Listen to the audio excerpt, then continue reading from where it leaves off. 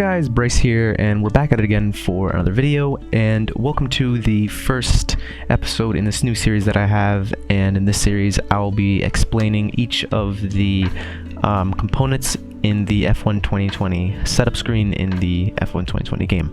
Now in this series I will be showing you guys how to create a setup that is built for your driving style and not anyone else's, and explaining what each component does very easily and briefly so you guys can quickly watch this video and get on track. So let's get started. In this episode we'll be doing aerodynamics, and I'm trying to make this short as possible. If you want more of an in-depth guide, let me know down below.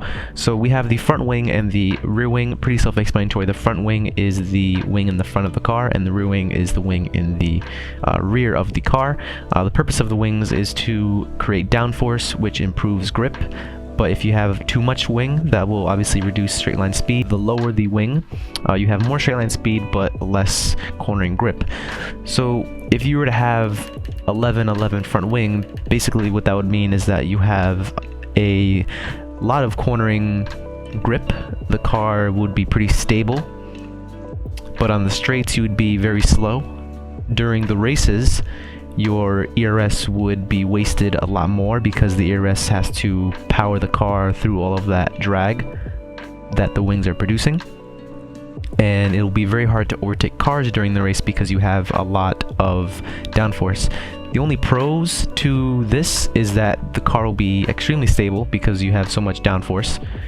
Around tight tracks and corners you will have a lot of grip. You can go pretty fast around these corners, but again the straights will really kill you, and 11-11 is not really something that you would want to do. Now the opposite, 1-1, you would have very quick straight line speed, as you can imagine. You can easily reach to your top speed of this car.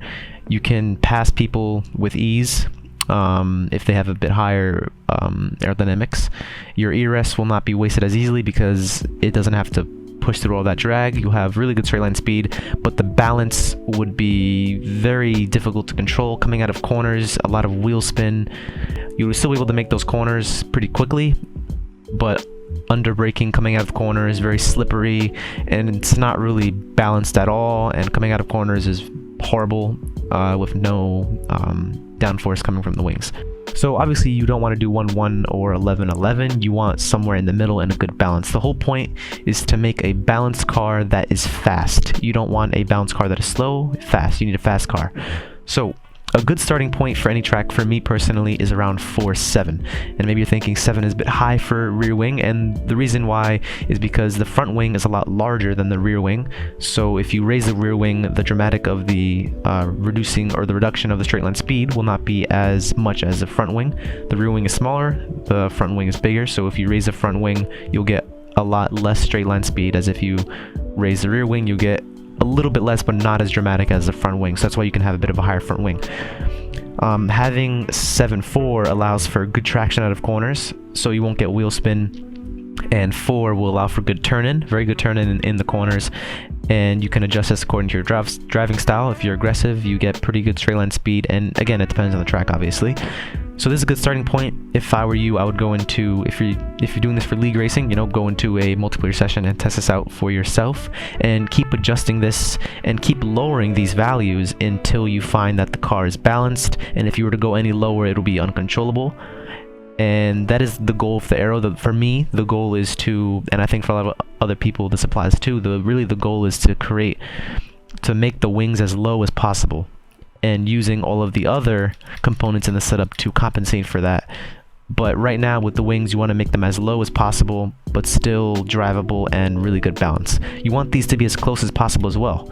So 4-7 is very close, and that's why I see a lot of people using very close. You know, some people have 5-6, 5-8, some people have, you know, 2-4, 6-8.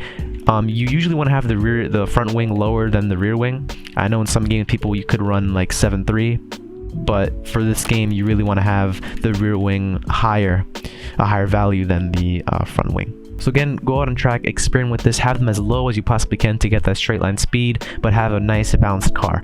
In the next episode, I'll be going over transmission, and again, it's just like putting together pieces to the puzzle. Each one of these components is a piece to the puzzle. This alone won't give you a balanced car, but all of these together will really unlock your potential and really have a good balanced car. So that's why we're going to have these as low as you can, but you know, still a very balanced car. And then where you're losing time and where you feel like this isn't right, you can adjust that in these other components to really make the perfectly balanced car. So hopefully guys, you learned something from that and you guys can get faster on track. If I did miss anything, leave a comment down below. Thank you guys so much for watching, and I'll see you in the next video guys. Bye bye.